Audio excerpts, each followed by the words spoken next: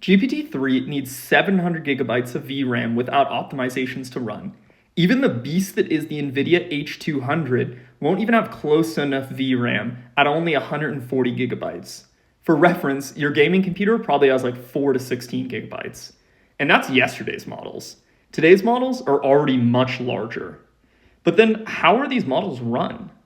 One major optimization is called quantization. And it's basically the computer equivalent between measuring your height down to the millimeter versus just saying, I'm about 6 feet tall. Let's break it down with GPT-3. At full precision, 32-bit floating point, that equals 4 bytes per parameter, and with 175 billion parameters, you multiply that together to get 700 gigabytes, just to load the model. Again, not even going to fit on the best GPU on the market. But here's the magic. You don't actually need those 32 bits.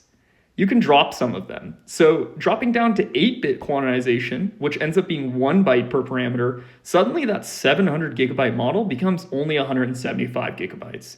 You just saved 75% of your memory. Now you can almost cram it into an H200.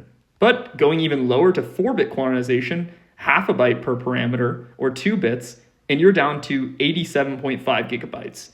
Now we're talking. Easily fits with room to spare for batch inference. But wait, you're thinking, doesn't that make the model dumber? Yeah, but actually not really. The trick is finding a sweet spot where you lose precision but not performance. You can think of it like compressing an image down to JPEG format. Yeah, you lose some data, but the image looks basically the same. So here's how it actually works. Instead of storing each weight as a full 32-bit number that can represent 4 billion different values, aka a standard int or float, you map it to just 260 values with 8 bits, or 16 values with 4 bits. You're essentially rounding, but doing it smart. The industry's gotten impressively good at this.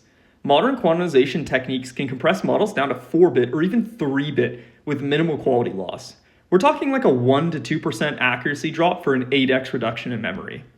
But even with all these tricks, it's still not enough. Newer models are coming out every day that are bigger and bigger. So I pose the question to you. How do you think the industry deals with models that don't fit on a single GPU?